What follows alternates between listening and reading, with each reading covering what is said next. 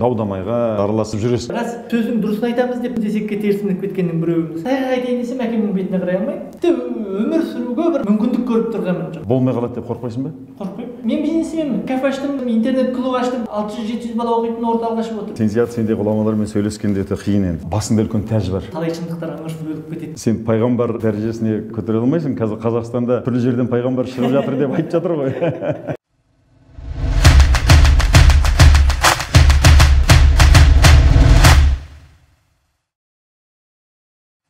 Қайырлы күн ағайын. Таза мінсіз асыл тас су түбінде жатады. Таза мінсіз асыл сөз ой түбінде жатады. Су түбінде жатқан тас жел толқытса шығады. Ой түбінде жатқан сөз шер толқытса шығады дейді. Бизнес бастау мектебі YouTube'та өзінің интернет телевидение ашатын арманы бар. Ол үшін әрине қоғамдағы белгілі бір танымал адамдардан, қоғамға ой салатын адамдардан, қоғамда бір істеп жүрген адамдардан сұхбат алып тұру өте маңызды. Бүгінгі хабардың негізгі аты ой түбінде жатқан сөз. Аятжан бауырым, біздің тырнақалды хабарымызға өзім шақырып алдым. Сенің Алматыға келгеніңді пайдаланып. Енді бүгін өзіңмен ашық бір сұхбат жүргізбекпін. Өйткені шындығында да таза мінсіз асыл сөз ой түбінде жатады дейді. Адамның ішкі түпкі терең ойда жүрген нәрсесін көбінесе адамдарға айта бермейді да, бір қажет болмаған кезде, бір шер толқытқан кезде шығады. Әуелдесең кей адам өзі де мойындай бермейтін бір ойлар жатады бейсана түрде.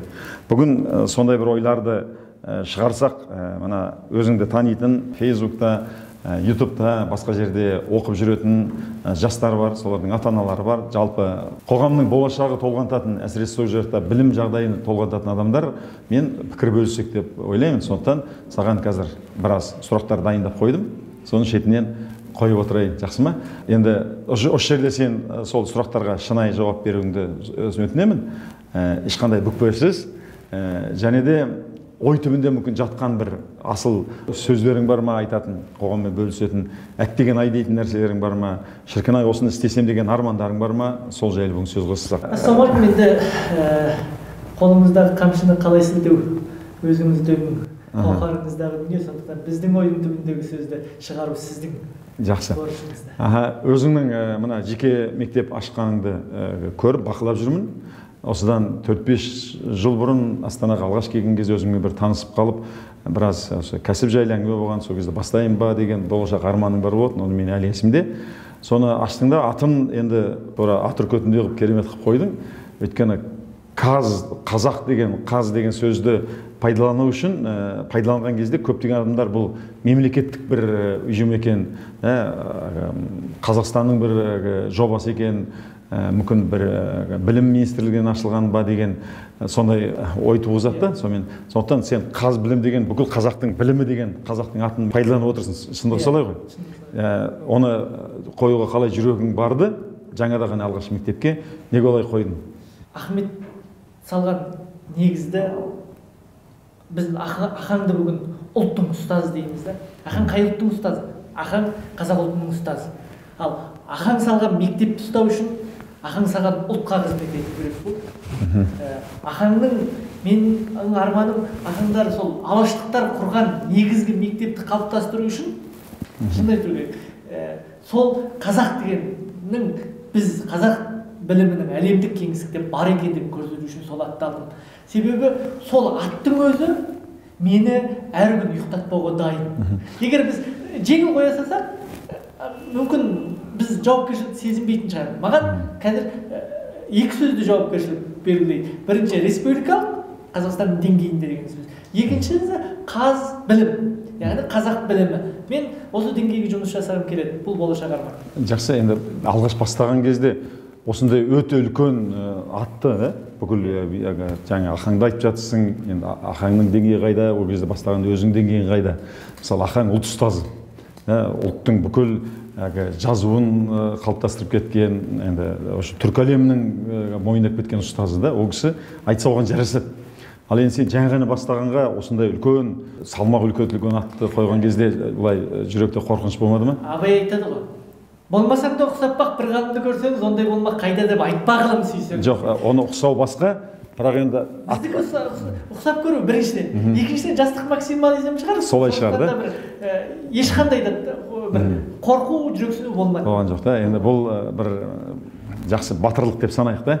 Әйтпесе мысалы сенің батырлығың менің сөйтіп атын қоюға менің духым, рухым жетпеуші еді бастаған бетте бүкіл мына Қазақстанға да. Бірақ енді қазір атына зат сай болып келе жатқан сияқты, соған сай болсын деп ойлаймыз әрдайым.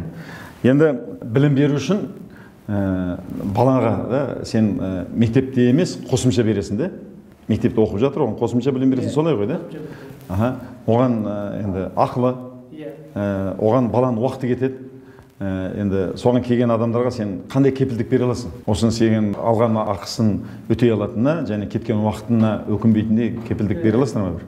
Біздің кепілдік бізден шыққан түлектердің нәтижесі. Ең алдымен менің сол орталықты ашқанға дейінгі түлектерім қайда жүр? Жеке өз шәкіртім. Қазіргі Америкадан бітіріп келіп Қазмұнайгаз істеп жатқан шәкіртім бар. Кезіндегі олимпиаднигім. Дәл сондай шәкірттерім менің өзім жеке өзіме сенім. Менің шәкіртім осындай деңгейге жетті. Ал маған сенген ата-ана менің командама сенеді. Сондықтан біздің түлектер біздің нәтижеміздің кепілі деп айта аламын. Егер шынайы айтатын болса, келгенде мысалы сен өзің оқытпайсың ғой да? Әр мектеп әсіресе басқа қаладан болғаннан кейін басқа ұстаздарды алып таңдап олар оқытып жатыр. Солардың ішінде діттеген ойына шыға алмаған, риза болмай кеткен оқушылар бар ма? Былтырғы жағдайда қанша болды? Қанша пайыз болды? Былтырғы жағдайда біз 94%-ық көрсеткішті ұстадық.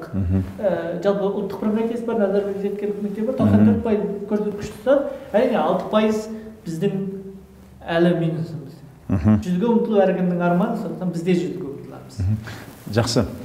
Аятжан, соң кейін өзіңді мысалы көбінесе сен Facebook арқылы танымал болдың, солай ғой да? Иә. Facebook'та сен тек білім саласында емес, басқа бір салаларда да керемет бір өткір мақалалар жазып, түрлі бір дау-дамайға бір жақта болып жатса, соған араласып, атсалысып, үн қосып жүресің. Қандай мақсат бар? Бір жағы пиар деген немене бар да? Черный пиар, ол да пиар дейді. Мысалы, таза пиар болады. Осы атың абыройың шығару арқылы, мектептің атын шығару ма, өзің атын шығару ма, жоқ. Сондайға бір қажеттілік, құмарлық бар ма? Осындай бір шу шығарып жатқан жерге бір атсалысу, үн қосу дегендей.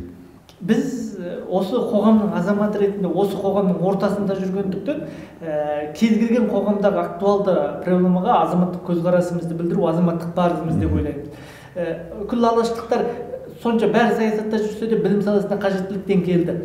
Тек қана білім саласында жүрдік демеді.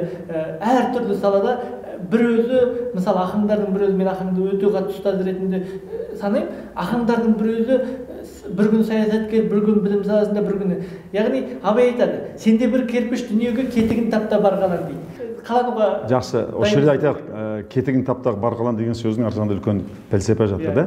Сен сол кетікке өзің сай болсаң, сен қоғамға да пайдаң тиеді, өзіңді де сол жерде жақсы сезінесің. Солай ғой. Ал енді сол кетік сенің размеріңе сай емес, мысалы. Ол кетікті айталық 20-да 25, ал сен 30-да 15-сің де, ана кетіктің жағынан жел саулап тұр. Сондықтан нақты кетігін тауып барып қалану керек та, мысалы. Әр салада бір ой айту үшін адамда сол салада бір біліктілік, компетенция болу керек. Мысалы айталық, жақсы сен білім саласында, соның ішінде химияда сенде немене бар дейді да, компетенция, біліктілік бар. Ал басқа салаларда бір сөз айту үшін өзім біліктілігім жетілмейді ау, осы жерде бір артық қылам деп тыртық қылып қоям деген қауіп ой жоқ па? Әлгі жілікті жұтатын кезде шығатын жеріңді ойла дейді ғой. Сол сияқты, ол пікір білдіретін кезде мен осы салаға қаншалық пікір білдіруге құқым бар деген сөзді өзім өте көп қоятын адаммын. Сондықтан да көбінде шулы мәселеде болған кезде де көбінде білім саласы мен ұрпақ тәрбиесінің айналасынан ауытқымаймын. Жақсы. Содан кейін өзің Қытайдан келдің. Негізгі мен де әкем Қытайдан келген, бізді де қытайлық деп айтады. Бірақ өкінішке қарай менің байқағаным осы Қытайдан келген қандастардың арасында бір береке бірлік жетіспейді. Әсіресе бөлініп, бір дау-дамайға, руға, жерге бөлініп жатады. Оны бүкіл қоғам қазір байқай бастады. Осының кеселі неде? Неге береке бірлік жоқ? Әсіресе қалай болған кезде де былай бөлінеді ғой. Мысалы біз семейлікпіз, біз оңтүстікпіз деп, Қытайдан келген қандастарымыз кезінде кетіп қалған осы Қазақстандағы ата-аналарымыздың ұрпағы болмаса сол жақта бөлініп қалған бір жерде бірге сүрген ұрпақпыз, қалай да береке бірлігіміз болсын деуге тиіс қой да. сол жағдай бар ғой, мойындай аласың, мойындайсың ғой. Неге осының кеселінде түп тамыры қайда деп ойлайсың? Түп тамыры қазақта айтады ғой, бір құмалақты бір қармай шірітеді, бір қармай шірітеді деп. Соны айтпақтайын, кейбір әсіре қызылдардың кесірінен бүкіл жұрт көзқарасының екіге үшке жарылу мәселесі туындап тұр. Ол бәлкім біреулердің саясат үшін керек шығар, біреулердің қолдан жасап жатқан ойыны сияқты болып көрінеді. Сол ойындардың кесірінен шеттен келген оралмандар жақ-жақ болып бөліну мәселесі ауыр. Ол ойындардың артында тек қана Қытайдан келген қазақтардың өмір сүру салты жатқан жоқ, ол ойында әлемдік ойындардың табы жатыр. Олай болған кезде негізгі мен ойлаймын, сол Қытайдан келген қандастарымыз ішінде бір жөн айтатын ақсақал, бір елге сөз өтетін абыройлы, таза бір адамдар болуға тиіс қой, да? Негізгі, мысалы, біз ауылда тұрдық, ауылда үлкен ақсақалдар айтатын, осы кісі айтатын болса, сол кісінің сөзі дұрыс болады, мына кісіге сенеміз. Сондай бір аузы дуалы, елге сыйлы бір жасы келген адамдар жоқ па, мысалы, нені дұрыс, нені бұрыс, нені жөнін айтып береді? Өкінішке ондай ақсақалдар бар бізде, бірақ сол ақсақалдың сөзіне осы бір қармай шіріп тұрған құмалақ тыңдап тұрған жоқ. Жоқ, ол тыңдамасын, басқа халық тыңдаса, мысалы, бір тентек болса, оны қауым болып тезге салуға болады ғой. Ол қазір қарсы тыңдатқан сөздің дұрысын айтқан адам есекке теріс мініп кететіндіктен, сөздің дұрысын айтамыз деп біздің өзіміз есекке теріс мініп кеткеннің біреуіміз. Сондықтан есекке теріс мініп кетуден қорқатын болды да, қазір ешкім үнсіз қалды. Бірақ дұрыс-бұрысты қалды. Менің түсінігімше, әділдігін осы ақсақал айтсын, мысалы айталық. Кезінде Абайға келіп жүгінген, мысалы, Абай атамыз айтса болды, енді шәкәрім айтты, осы кісінің сөзіне тоқтаймыз деп. Кезінде Әлиханның сөзіне тоқтаған. Сондай бір тұлға болмай тұр ғой деп ойлаймын. Солай ма? Мүмкін. Қазір әлемде жеке мектеп ашу бір неменесі үрдіс басталды. Ресейге де келді. Сол Қазақстанға келе ме? Жалпы болашақ білімнің дамуы, мысалы, мектептердің жекеге өтуі қаншалықты пайызбен болады? Сол дұрыс па? Мемлекеттік мектептің мүлде болмай қалуы, бәрі жекеге айналып кетуі мүмкін ба? Біз нарықтық заманға өтіп келе жатырмыз. Нарықтық заманда ол білім саласының жекешелендіруі табиғи құбылыс. Сондықтан біздің Қазақстанға жекелеген мектептердің болатындығы жылдан жылға көбейетіндігі ол шындық. Бірақ менің қорқатыным таза бәсекелестіктегі, нарықтағы бәсекелестік жекеменшік па, әлде монополиялық жекеменшік бола ма? Сол мені қорқытады. Жалпы әлемдік тенденция қалай, соны бақылап жүрсіңдер ме? Әлемдік тенденция, мысалы, әлемдегі көп дамыған, білім саласы дамыған мемлекеттерде университеттердің 90%, мектептердің 60-70% жекеменшік. Жекеменшіктен қорқудың қажеті жоқ. Бізде жекеменшік мектептердің пайызы 2-3%-дан аспайды қазір. Ол алғашқы бір 5 жылдықта қаншаға жетеді деген болжам бар? Алдағы 5 жылдықта бір 10%-ға шығады деп ойлаймын. Жекеменшіктің бірақ бәрі ақылы болады, солай ғой? Жекеменшік ақылы болады. Ал енді, мысалы, жақсы жағдай бар адамдар ақылы оқытылады, ал жағдайы жоқ адамдар ақылы оқытылмайды ғой. Егер 60-70% болатын болса, мысалы, онда мына мемлекеттік мектептің деңгейі түсіп кетіп, өйткені жекеменшік мектепке мұғалімдер жалақыны үкіметке қарағанда артығырақ алады, солай ма? Сендегі мұғалімдердің жалақысы үкіметтегіден жоғары, да? Яғни сауатты мұғалімдердің бәрі жекеменшікке қарай кетіп қалуы ықтимал ғой. Сол кезде қалай болады? Мысалы, қарапайым халық, ақшасы төлей алмайды халықтар деңгейі төмен мектепке барып оқу қауіп жоқ па? Егер таза бәсекелестікке орнатын болса, онда жекеменшік мектептегілерде міндетті түрде грант беруге, яғни таланттыларды өзіне тарту үшін грант беруге мәжбүр болады да. Ол кезде жекеменшік мектептер мемлекеттің көп салығын, көп жүгін өзі көтеріп алады деп ойлаймын. Өзіңде жекеменшік мектеп ашу жоспары бар ма? Бар. Қашаннан бастап? Ең бірінші мен қазір әдістемелік негізін жасап болып қалдық. Енді экономикалық негізі орнаса, келген уақытта дайын. Өткен жолы Асқар Жұмаділдаев ағамыз мына мектептің мұғалімдері сабақты жөнді бермейді, сабақты жақсы беретін мына қазақ түрік лицейлері, физика математика мектебінің мұғалімдері солар береді деген бір пікір айтып қалды да. Сол пікірге қалай қарайсың? Неге қазақ түрік лицей мектебіндегілер өте жақсы нәтиже көрсетеді? Көбі да, 90-90%-дан астамы да. Ал қарапайым мемлекет мектебіндегілер ондай дәрежеге жете алмайды. Себебі неде? Бірінші себеп қазақ түрік лицейлеріндегі бала ол қарапайым мемлекеттік мектептегі балалардың 6 сыныпта іріктелген қаймағы. Жүріктің арасынан жүрік шығады. Ал қарапайым мектептегі одан кейінгі қалған. Сондықтан бұл бірінші себеп. Екінші себебі дәл қазақ түрік лицейлерінің үлкен артықшылығы ол жердегі мұғалімдердің көп сандысы үлкен біліктіліктен өткен мұғалімдерде, яғни мұғалімдердің ішінен іріктелген. Жақсы, осы пікірді мен де естідім. Бір мұғалімдер маған Асекеңе ренжіп жүрді. Олар қайдан келді? Ол мысалы қазақ түрік лицейіне барғандар аспаннан түскен жоқ. Солар біз дайындап берген балалардың ішіндегі үздігінің ең жақсыларын таңдап алды да, атты дайындауға біз тер төктік, бәйге шабатын кезде анау алып бәйгеге шаптырды да, атағын қазақ түрік лицейі алып жатыр деп. Осы жағдайда Асекеңе қарсы сөз айтқан не өзіңнен, не басқа адамдардан байқалмады да, одан кейін Асекең сол пікірі қалыптасып кетті де, адамдар сол қазақ түрік лицейіне беруге тырысып, басқа мектептерді қаралап мұғалімдерді. Асекең дуалауыз ғой, дуалауызға қарсы шығуға, Асекеңге қарсы пікір білдіруге ұстаздық, інілік неміз жол. Енді қазақта тура биде туған жоқ дейді ғой. Егерде адам пенде болғаннан қателеспеуі мүмкін емес, да? Әулие ғана қателеспейді. Асекеңді әулие деп айта алмаймыз, өте сыйлаймыз, бірақ дәл осы пікірінің қате екенін білген кезде, енді сен әр жерде пікіріңді айтып жүрген азаматсың ғой. Осы жерде де тура білім жайлы пікір. Осы жерде адамда принцип деген болады, да? Бетіңе, жүзіңе қарамай, Платон маған дос, бірақ шындық маған қымбат деген принципті ұстану керек деп ойлаймын. Егер сен айтсаң, Асекең ұстаз деп санаймыз, Асекең ұлы тұлға, бірақ шындық маған жақын, шындық ащы деп. Осы жерде бір осалдық танытып өзіңнің принципіңнен кері қайтқан деп ойламайсың ба? Кейде қазақтың кейде бірде жазғаным бар. Көптің сөзі заңға айналса айтылмай, іште талай ойлар ыңырсып деп. Кейде рас іште талай ойлар ыңырсып, талай шындықтар ыңырсып өліп кетеді. Өлгеннен ол сасымай ма, ол шірімей ма? Мазалайды. Талай ойымыз ішімізде өліп тұр, бірақ қоғам қабылдауға дайын ба деген сұрақ. Енді қоғамды өзгертетін, сол саланы жақсы білетін бір озық ойлы адамдар да.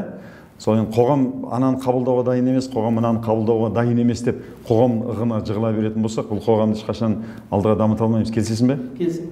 Сен де өз сөзі екенін білемін. Бір жағдайда бір келіскендей болдың.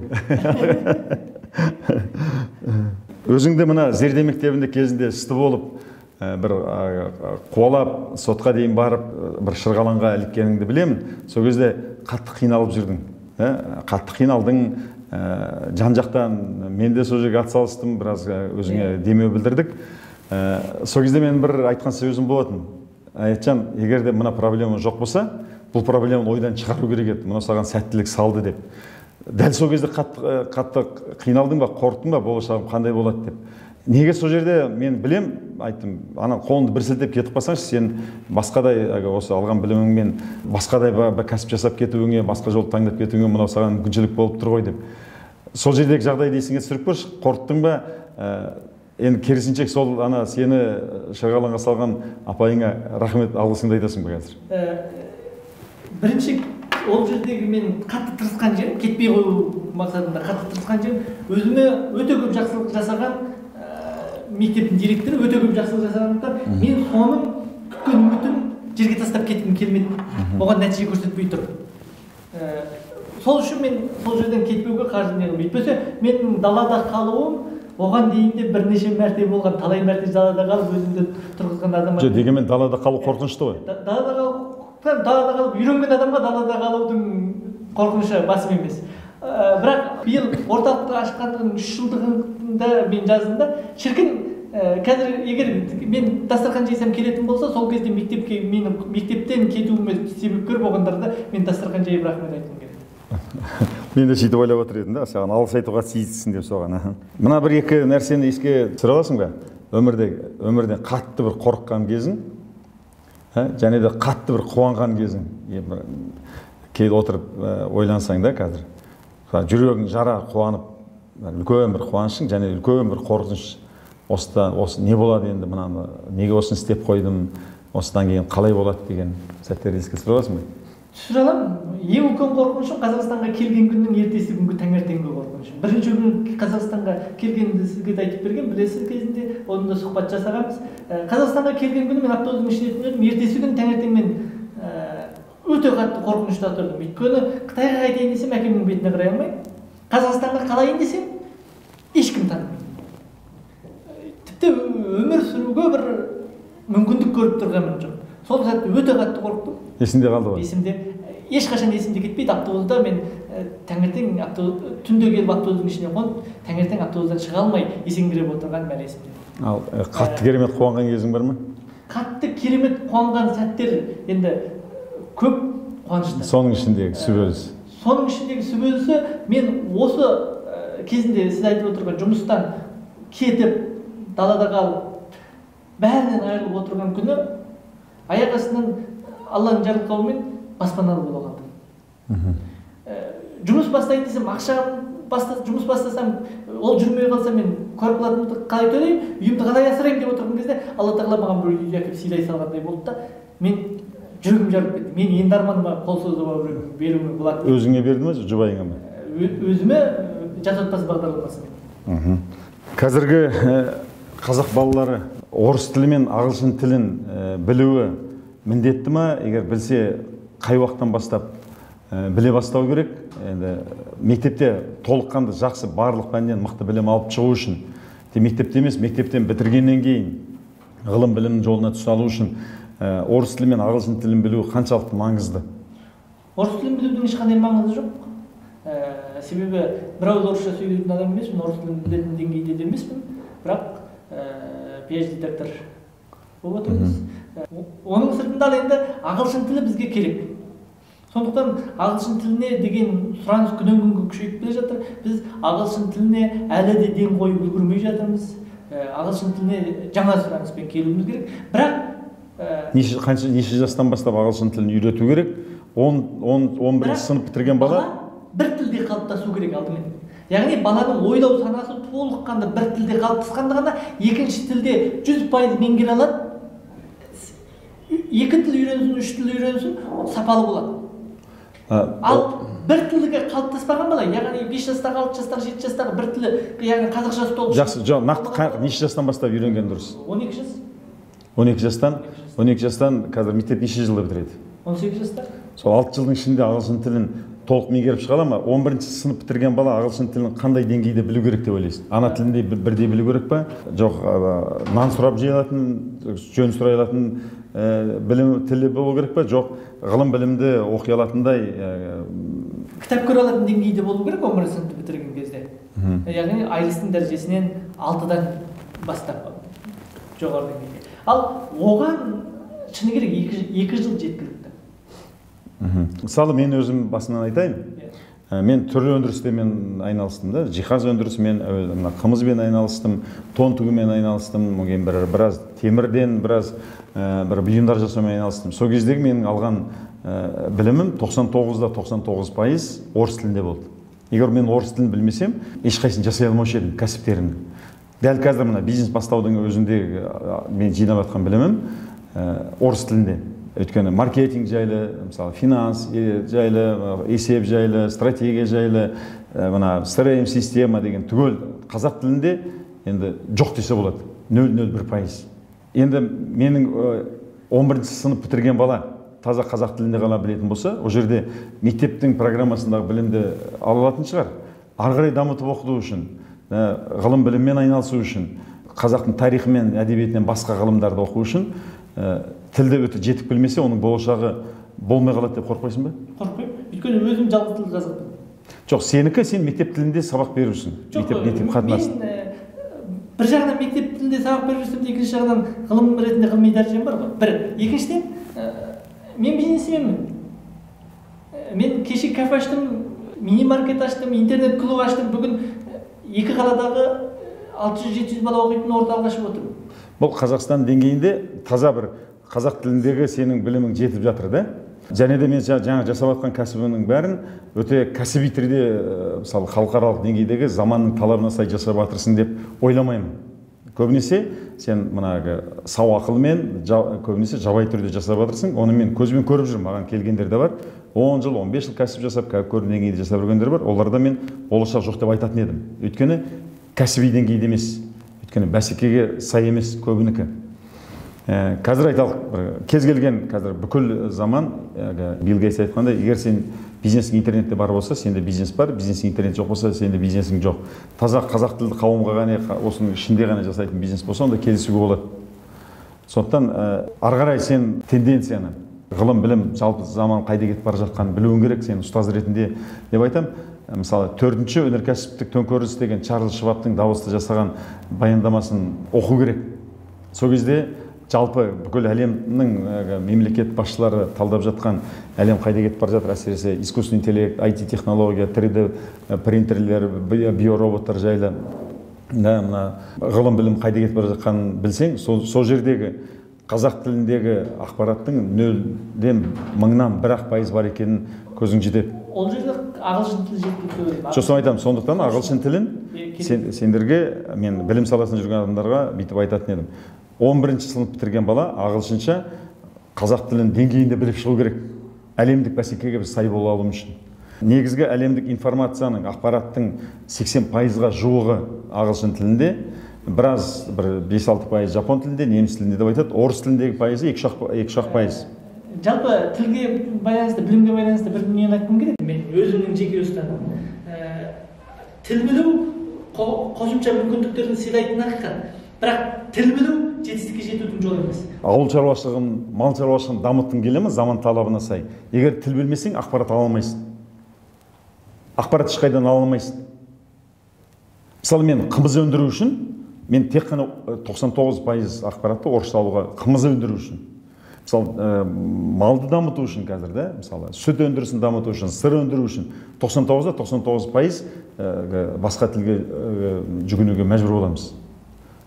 Сондықтан осы жолда мен ойлаймын, сенің біліктілігің, болашақты болжауың өте дұрыс емес деп ойлаймын. Және де көбі өзін ұлтжандымыз деп ойлайтын, қазақ тілінің болашағына жаны ашитын адамдардың пікірі бір жерден тоғысып жатады. Қазақша білу керек, қазақша біліп жатсаң, басқа тілдің сондай қажеті жоқ. Үш айыр тілді жылан сияқты болғымыз келмейді деген. Ол Ахмет Байтұрсын айтқандай, ел бүгіншіл, менікі ертең үшін деп, ертеңді ойлайтын болса, болатын азамат міндетті түрде ғылым мен білім қай тілде, соны үйренуге өзі де құштар болу керек, және басқа адамдарды да солай қарай тәрбиелеу керек. Абай босқа айтқан жоқ, осыдан 100 жылдан астам бұрында ғылым мен білім орыс тілінде. Сен ғылым білімден маңызды орысша үйрен деп Абай айтып кетті ғой. Қазіргі заманда болса Абай ғылым, егер ары қарай бала болашағым дамығым келсе, ағылшын тілін үйрен деп айтар еді. Мен бұл жерде ағылшын үйренбе деп айтқаным жоқ. Ағылшынша сөйлеме деп жатқаным жоқ. Ағылшынды, қазақ тілін толық қалыптастырғаннан кейін 12 жастан кейін үйренсе жеткілікті. Мен университет мектепті бітіргенде, 11 сыныпты бітіргенде бір ауыз ағылшынша білмейтін, бірақ бүгін айлысы 7-7,5-нан асатын ағылшынша тап-таза сөйлейтін жігіттерді білемін. Ол жақсы. Осымен пікірталасты, салғыласуды былайша айтқанда тоқтатайық. Бірақ мен өз басымнан жинаған тәжірибеден, осында қазір оқып жатқан қазақ балаларын білем, орыс тілін 4-5 кластан бастап оқытады, бірақ 11-ші бітірген, бірақ орысша өте нашар сөйлейтін, берген ақпаратты қабылдай алмайды 70-80%. Ал енді ағылшынша, мысалы 6-ші класстан бастап, 6-ші 7-ші сыныптан бастап, енді ғана әріп танытып, енді оқи бастатын болса, 11-ші класста ол ағылшынша еркін сөйлеп кете алмайды. Сондықтан ары қарай бұны кішкене ой талғамынан өткізу керек. Сен өзіңде мынандай пәлсапа қабылдай аласың ба? Мен бірдеңені білмеуім мүмкін деген. Мен өзімнің саламнан тысқары дүниеден білмеуім мүмкін. Яғни ағылшын тілін қоғамға, балаларға қашан үйрету қажет, қашан үйретпеу қажет екенін сен білмеуің мүмкін бе? Жоқ. Педагог. Білесің. Енді сен сияқты сендей ғұламалармен сөйлескенде өте қиын енді. Сократ ақылмен айтқан екен, мені білетінім ештеңені білмеймін деді. Соның арқасында ол әлемдік деңгейге көтерілген екен. Енді сен әлемдік деңгейге көтерілуің қиын болады, өйткені басыңда үлкен тәж бар. 10 жылдан кейін көрейік. Тәж бар. Енді басында үлкен тәж бар адам, оны корона деп айтады. Әдетте ол корона қағаз болады, сырты қарасаң алтын сияқты, барып ұстасаң ол қағаз болады да, сол тәж адамның дамуына үлкен қасіретін тигізеді. Мен білемін демеңдер, аяқталсаң басқанға деп Абай атамыз айтқандай, осы жерде кішкене ойлану керек. Өйткені бұл егер сенің жеке басыңның ғана дамуына, сен жеке басыңның, сен отбасыңның ғана мәселесі болса, онда сен тізеге басып айтуыңа болады да, мен бұны білем, осылай істеу керек деп. Ал енді осыны мысалы өзіңнің әкеңдей адам айтып отырса, менен басқа да көптеген ғалымдар айтып отырса, елбасы айтып отырса, сен оған қарсы шығып мен білем деуің, сенің кішкене басыңа киіп алған тәжді, қазақша айтқан кезде оны сасық кеуде дейді. Сондай бар екеніне мойындай аласың ба? Жоқ, келіспеймін. Жақсы. Қазақта мынандай сөз бар, ең жаман қарғыс қандай? Білме білгенін тілді аңда. Сондай қарғыста. Маған сіздерді солай көрініп тұр. Қазақ мектептеріндегі білім беру дәрежесі көрші мемлекеттерге қарағанда, әсіресе Ресейге қарағанда, болмаса Қытайға қарағанда қандай дәрежеде? Жоғары ма, орташа ма, төмен ба, сол деңгейде ме? ТМД деңгейінде жоқ, мен жалпы бүкіл қазақ мектептерін айтып отырмын. Салыстырып отырмын. Қазақ мектебі ТМД деңгейінде бірдей.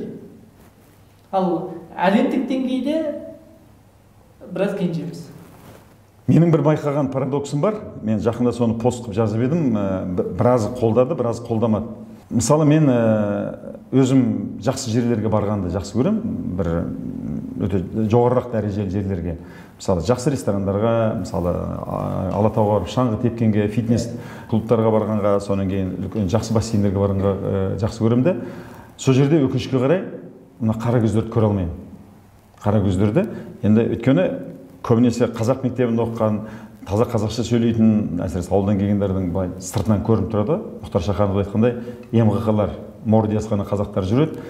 Сондай жерлерде тауда шаңғы теуіп жүрген, кроссфитқа барып жүрген, жақсы фитнес орталыққа барып жүрген, үлкен жақсы бассейнге барып жүрген, болмаса бір жақсы ресторандар барып жүрген, қарасаң дені басқа ұлттар. Мысалы, кроссфитқа барған кезде Алматыда қазақтың саны 70%, бірақ соны кәрістің саны Қазақстанда бір 5-10% шығарды, орыстардың саны 20% дейік, бірақ кроссфитта 80%, 90% басқа ұлттар жүреді. Мен соны видеоға да түсіріп көрсетемін. Егер де сонан кейін жақсы қызметте жүрген, мысалы, жақсы топ менеджер болып жүргендер, әсіресе мен хабарландыру беріп, маман іздеген кезде байқаймын. Бізге мысалы керек сату бөлімінің бастығы, менеджер по продажам. Соған хабарландыру берген кезде, мысалы, енді жақсы сату бөлімінің бастығы мөлшермен $2000 жалақы. Соның 99%-ы тек орыс тілді болып шығады. Қазақ тілді маман таппайсың. Соған қараған кезде менің тұжырымым, орыс тілін бітірген балалардың деңгейі, білім деңгейі жоғары, олар жоғары ақша төлейтін қызметке орналасады, содан сондай ақша төлей алатын жерге барып жүреді да, қазақ мектебіндегі шыққан балалардың білім деңгейі төмендеу болғандықтан ақысы төмен жерге барып жұмыс істейді деген. Менде сондай бір пікір, ой қылаң берді, оны мен жазып едім, көп ата-аналар айтты, орыс мектебін бітірді, жақсы жерге оқуға түсе алды, жақсы қызметке тұра алды деген. Осы жағына не айтасың, егер фактіге нақты тұра қарайтын болса? 2 жыл бұрын орыс мектебіне берген балалардың орыс мектебіне беретіндігі жаныма шет деген мақаламның чу болғанын білесіз. Кезіндегі орыс мектептерінің саны көп кезінде сапамен алды, санмен сапаны алды. Яғни 90% мектептердің блогы болғандықтан да сапаны алды. Мен бұл жерде бір ғана нәрсені айтқым келеді. Орыс қоғамы ол есейіп, толысып, қалыптасып қойған қоғам. Ал қазақ қоғамы 25-26 жастағы енді жас өркендеп келе жатқан қоғам. Сондықтан қазақ қоғамының өзін дәлелдейтіні, өзін өзгертетіні енді келе жатыр. Енді қазақтың жастық шақтың, балалықтан жастық шаққа қазақ қоғамы емдетті деп ойлаймын. Енді 10 жылдан кейін қазақ қоғамында, яғни Қазақстанның кеңістігінде бизнес жасау үшін де, басқа істеу үшін де ең алдымен орыс тілін емес қазақ тілін білу керек деген сұраныс керісінше орнайтын қалар. Енді тура осы 10 жылдың ішінде қаншама адамды оқытып нарыққа шығаруымыз керек қой. Олар сол бәсекеге сай болып шыға ала ма? Мысалы, егер қазір сапасы төменірек, қазір әлі біз жете алмай жатырмыз, ана толыспаған қоғамда оқып шыққан балаларға обал емес па деген? Жоқ, қазір біз Қазақстан деңгейінде орыс мектебінен қазақ мектебі бір сатыға алдыға Оғызды 5-6 жыл. Амин, жақсы. Қазір тағы да мен мынандай бір тенденцияны бақылап жүрмін да. Өзің білесің, менде мына университет бітірген дені, мысалы, қазір 1000-нан астам адам оқыса, соның 80% жас азаматтар, 20-25 жастағы жастар. Солармен мен жексенбі күндері тауға алып шығамын. 300-400 адамға дейін барады, сол жерде ашық әңгімелесеміз. Сол жерде әңгімелескен кезде мен зоологиядан, жаратылыстану жайлы әңгіме болады да, сол жерде. Арыш дала шыққаннан кейін, мына таудың басында су қайдан ағып жатыр, ол суды кім әкеліп таудың басына әкеліп құйып қойды, көмір қайдан пайда болады, мұнай қайдан пайда болады, жаңбыр қайдан жауып жатыр, күн күркірес қайдап күндегі күркірейді, нажағай қайдан шығады, мамонттар қайдан келді, динозавр қайдан шықты деген сияқты әңгіме болады да. Сол жерде 99% балалар мүлде мектепте оқымаған сияқты болып көрінеді маған. Мүлде. Таңбалы тастағы суреттерді кім салды? Мына тас ғасыры болған ба? Адамдар кезінде көрге тұрған ба десе, сонда жастар қазір оны біреу қазақты адастыру үшін салып қойған тас дәуірі болған жоқ. Динозаврдың бәрін компьютермен жасап қойған дегенге дейін барады.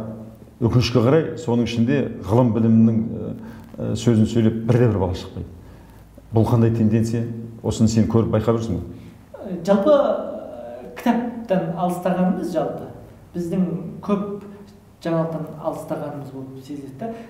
Біз кітапты тығып оқыған, кітап жастанып оқыған ұрпақтың соңымыз деп ойлаймын да. Қазіргі балалардың ең үлкен кемшілігі кітап оқымайтындығында.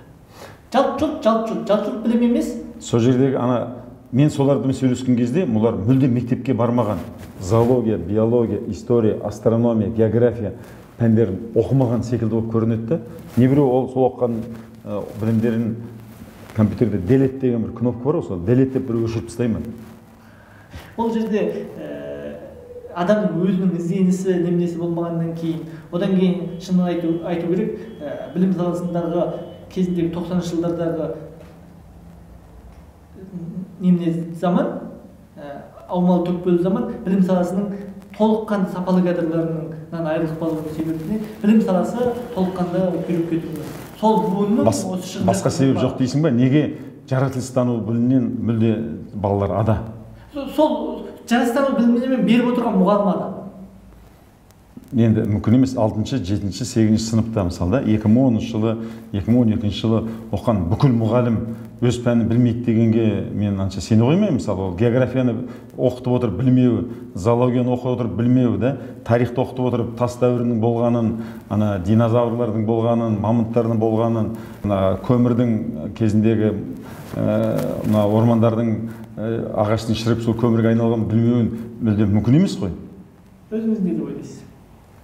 Енді мен білмеймін, сен ұстаз ретінде өзіңе сұрақ қойып отырмын. Мен қоғамның тамырын басып көрген адам ретінде біз бір буынды жоғалтып алдық. Бір буынның жоғалту кезінен қазір біз үздіктерді мектеп саласына, білім саласына тарта алмай жүрміз. Ал үздіктер келмеген уақытта өзі беске оқымаған адам ешкімді беске оқытпайды. Өз мектептеріңде жаратылыстану жаңағы пәндер оқытыла ма? Оқытылады. Олар айтала ма осылай адам тас дәуірі болған, кезінде Homo sapienстер болған, неандерталистер болған деп айтала ма? Айтады. Сұрап көруге де келген уақыт есіңізді ашық сұрап көріңіз. Жақсы. Ал басқа мектептің балалары неге айта алмайды? Енді 100% айта алмайды деп ойламаймын. Айта алады, бірақ әртүрлі. Жақсы. Еліміздегі білім беру саласының жалпы болашағы туралы өзің болжамың қандай?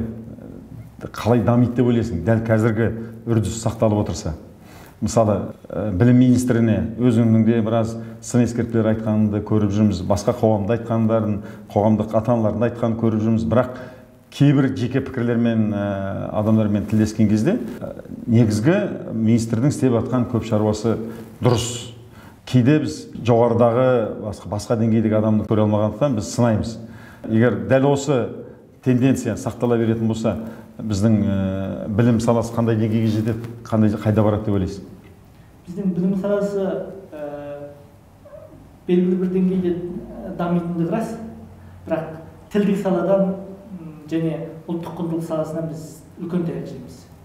Себебі біз қазір ауылдық мектептерге ағылшын тілінен беретін мұғалім таппай тұрған кезде, ал ауылдық мектептерде де химияны ағылшын тілінде оқыту, физиканы ағылшын тілінде оқыту деген шын айтқанда түйенің мұрнын жұдырықпен тесу.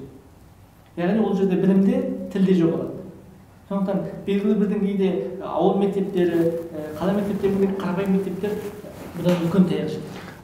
Енді басқа халықтардың осы жүріп өткен жолын былай зерттеп көрдің бе? Мысалы, Грузияда мүлде жастар орысша білмейді десе болады. Орысшадан кетті, оларда грузин тілі мен ағылшын тілінде. Соларда білім қай тілде беріліп жатыр екен мектепте? Соны зерттеп көрдіңдер ме? Орыс тілінен кеткен, ағылшын тіліне кірген осы тмд елдеріндегі мемлекеттердің тәжірибесі қандай екен? Әртүрлі тәжірибе бар. Мысалы, біздегі ең үлкен әдемі бір үрдіс 100 гуманитарлық оқулықты қазақшаластыру. Осыдан, яғни қазақ тіліндегі гуманитарлық ғылымның қалыптасуына толыққанды негіз 100 оқулық деген ағылшын тілінен тіке қотарулар, ол ең үлкен негіз. Дәл осындай негізде бүкіл әлемдік тенденциядағы материалды өз тіліне көшіру арқылы өзінің мемлекеттік білім беру сапасын оны түсіндім, ол істеліп жатыр, ол істелсін. Енді Грузияда жаңағы химия тілін грузинше оқытам екен, пәнін жоқ ағылшынша оқытам екен. Грузияны білмеймін. Ағылшынша оқытатын мемлекеттер де бар, таза өз тілінде оқытатын мемлекеттер де бар. Украинада жағдай қалай қазір? Украинада орыс тілінен кетіп жатыр ғой. Украинада да украин тіліне толыққанды көшіп жатыр. Біздің көршіміз өзбек, толыққанды өзбек тіліне көшіп кетті. Жақсы, біз енді өзбек бізге үлгі бола қоймайтын шығар, да, білім жағынан. Біз енді әлдеқайда білім даму жағынан өзбектерден 1-2 сат алда тұрмыз деп есептейміз, солай да сияқты. Дегенмен Эстон, мына Прибалтик елдерін, Грузия елдерін біліп алып, солар қалай істеп жатыр? Өйткені кезінде алашардақтылар дамыған кезде Жапонияны өздеріне үлгі қылып алған, да? Жапонияны барған, зерттеген, қай тілді қалай оқып жатыр, ауыл шаруашылығын қалай дамытып жатыр, ғылым білімін қалай дамытып жатыр деп. Сондықтан осылай кесіп айтпас бұрын басқа халықтардың жүріп өткен жолын зерттеп бақылаған дұрыс деп ойлаймын. Ақылды адам біреудің қателігінен үйренеді, ақымақ адам өз қателігінен үйренеді. Біз қазір мен өзім көп шетелдің мектептерін зерттеймін, көп қараймын. Бірақ тмд кеңістігі қызық емес. Мысалы, малайларды айтып бере аламын мен, қалай жасап жатқанын. Кезіндегі, мысалы, малайлар Қытайдың отары болып кете жаздағаннан қайтадан. Олар қай тілді оқытады өзі, мысалы, пәндерін? Мектеп деңгейі толық малай тілінде, ал университет деңгейі толық ағылшын тілінде. Енді бірақ салыстырған кезде алма мен алманы помидормен салыстырмау керек, да? Оның ғылыми базасы қандай, халқының саны қандай, оқулықтары қандай деңгейде, соны салыстырған дұрыс болады. Жақсы, ары қарай кеттік. Өмірлік мұратыңды анықтай алдың ба? Ол жазулы ма, мысалы, менің өмірлік мұратым осындай, осыны өмірде осыны істегім келеді, менің миссиям деген сөз бар ғой? Бар. Айтып бере аласың ба? Айтып бере аламын да. Суда жүрген кеменіңізді қалмайды, қалса да лездік толқындардың легі жалмайды. Басылса егер тарих бетіне ізгізің дауыл толқынмен көшіре алмайды, ізсіз қалып адамдар үшін жаңғайыр дейді. Ізімді осы білім саласында жасап кеткен тірлік еді, Аятжан жасап кеткен тірлік еді деген сияқты, мысалы, ұлт ұстаз Ахаңның жасаған тірлігі сияқты деген сияқты бір дәл өзімнің деңгейімдегі авторлық дүниені тастап келеді. Нақты айтқан кезде өзіңді 80 жасында қалай деп елестете аласың? Мектебің қандай деңгейде, өзің қандай деңгейдесің, білімің, дәрежең? 80 жасымда Аятжанның мектеп желісі деген мектептердің желісі кемінде 30 мектепке жетсе, орталық емес, 30 мектеп жетсе, бір 30 мың бала білім алып жатса деп елестетемін. Адамның өмірінің сапасын өлшеу үшін 5 өлшем өлшеуге болады екен. Біріншісі деннің саулығы, екіншісі көңіл күйі, эмоциясы, да, көңіл күйі.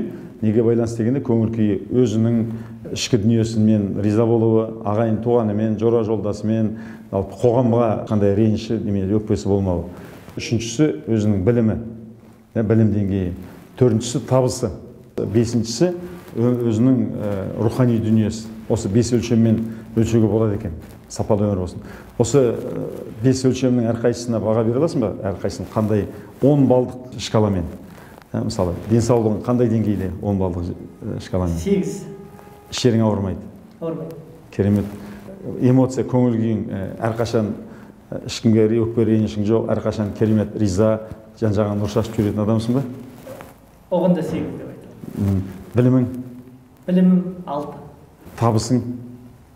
Табысым 6. 10 болу үшін қанша табыс табу керек саған? 10 болу үшін айлық табысың қанша болу керек мөлшерінде? айлық табысым 10 миллион теңге. Айлық табысың 10 миллионға жеткен кезде өмір сүру стилің қалай өзгереді? Сол не нәрсеге ақша жетіспейді, оны қайда жұмсар едің ай сайын 10 миллион теңге? Мақсаттарыма ақша жетіспейді. Жоқ, мысалы айлық, мысалы айталық, міне сен өткен ай бітті, 10 миллион теңге сенің шотыңда жатыр. Қайда жұмсар едің? Қалай жарататын едің соны? Шығармашылығыма жұмсар едім. Жоқ, саған айталық, оны мақсатты басқаны қоя тұрайық да, таза дүнияви мақсаттарды. Тамақ, киім, баспана, көлік, қыдыру сияқты осындай қажеттіліктеріңді алдым. Тәни қажеттіліктеріңді өтеу үшін қанша ақша керек саған? 5 миллион жетеді. Бірінші көз алдымдағы барғым келетін біраз мемлекетте барам, зерттегім келеді. Олардың да бағанағы білімімді 6 деп бағаладым ғой. Сол білімді 9'лық хотя бы 9'лық көрсеткішке жеткізу керек. Өзің бойыңда жеңе алмай жүрген бір кеселдерің, кемшіліктерің бар ма? Бар. Нақты айтып бере аласың ба? Қандай менің осындай кемшіліктерім бар, осыны жеңе алмай жүрмін? Ең үлкен бір кемшілігім ақкөңілмін. Мен Аятжан мынандай кішкене айттым ғой бағана, сасық кеуде, үркекірек адамдар болады да, өзі жайлы өте жоғары пікірдегі адамдарды мына Қасым Аманжол бауырымыздың шынның жүзі деген кезінде бір хабары болды. Соның артынан Қасымнан сұрадым, сен қанша осы қазақтың мен деген адамдардың бәрінен сұхбат алдың ғой десем, иә түгел алдым дейді, мен деген. Әуелде сен кезекке тұрған екен да, шынның жүзінде мен барсам деп кезекке тұрды. Сол кезде Қасымның ең соңында қоятын сұрақ осындай болатын. Сіздің қандай кемшілігіңіз бар деген кезде мен де көріп отырдым. Ең үлкен кемшілігі мынандай болады. Мен ақкөңілмін, көп адамдарға сеніп қала беремін. Ең үлкен кемшілігі осындай болып отыр да. Абай атамыз айтады, бойдағы мінді санасам, тау тасынан аз емес. Жүрегімді байқасам, ине дейін таз емес. Бәрі болды өзімнен тәңірім салған наз емес, аршып алып тастайтын апандағы саз емес. Толстойдың өз жайлы күнделігін қарап оқитын болсаң, Толстойдың салтамдығы жоқ.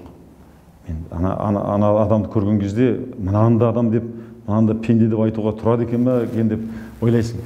Абай сол өлеңде айтады, құлық пенен сұмдыққа құладындай ұшыппын, айла менен амалды меруерттей түзіппін, жалмауыздай жалаңдап, ар ұяттан күсіппін дейді. Ал енді дәл осыдан кейін айтылған қазақ болды ма десем, Қасым айтады, жоқ. Ең қатты міні, мен аңқаумын, мен ақкөңілмін деп айтады дейді. Сол ақкөңілдіктен басқа тағы қандай кемшілігің бар? Ақкөңілдіктен басқа уақыт. Жоқ, ақкөңілдік кемшілік деп айтуға бола ма? Кемшілік деп болу айтатын себебім, мен иә деп қоюдан көп таяқ жеймін. Иә деп қоямын да, өзімнің планындағы дүние екіншіге сырынып, содан уақытты жоғалту, уақыт яғни мен уақытқа деген. Енді кемшілік деген былай деп айтайық. Кемшілік деген көбінесе соны басқа адамдарға бір сол неменесі кестіре тиіп жататын, өзіңе де кестіре тиіп жататын нәрсе де. Ақкөңілдік кемшілік деп санайық, бірақ ол сондай үлкен керемет кемшілік деп санауға болмайды. Келісесің ғой? Келісем. Сосын мінезім жаман. Мәселен ки? Мәселен кез келген істе, егер біреу маған бір нәрсені білдіріп тұрса, егер өзім ұнамаса, тарт еткізе саламын.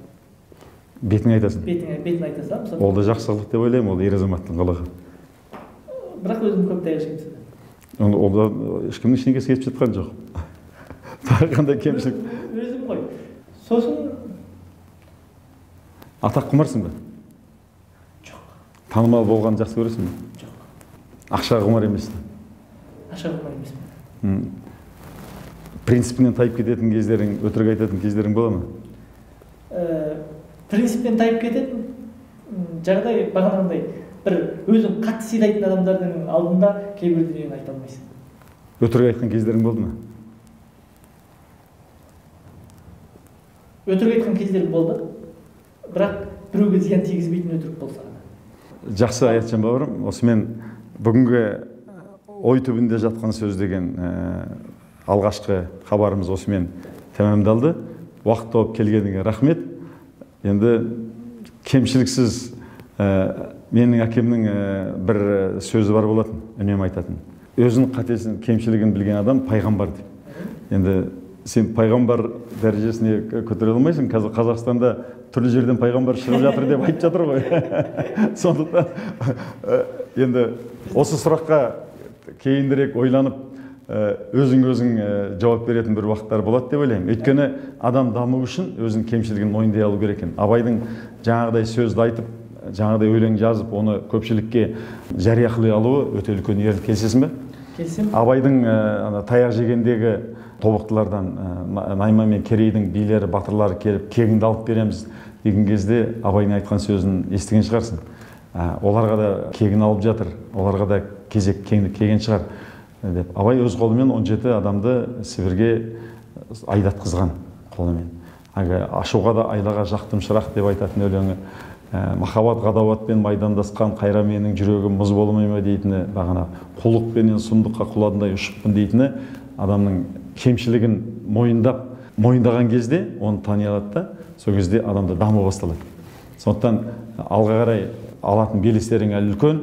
Сол Абайша айттым ғой бағана, болмасаң да ұқсап бақ деп. Абай атаң сияқты кемшіліктеріңді мойындап, соны тура айта алатындай, соған қарай алатындай жігер қайрат тілеймін. Болашағыңа мен көптеген жастарға тілек айтқан кезде көбіне сәттілік тілеймін.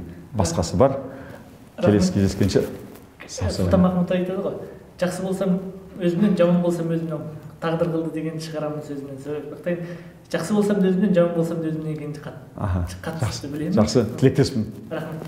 Осымен бағдарламамыз аяқталды. Осы бағдарламаға осы сияқты заманның сөзін сөйлеп жүрген батыл, қайратты, рухты, білімді жандарды шақырып тұруға тырысамыз. Егер сіз кімді көргіңіз келеді, осының астына өзіңіз жазып қойсаңыз, келесі сәтте сол адаммен сұхбаттасып, хабарласып, осы бағдарламаға шақыруға тырысамыз. Келесі кездескенше сау, сәлемет болыңыздар.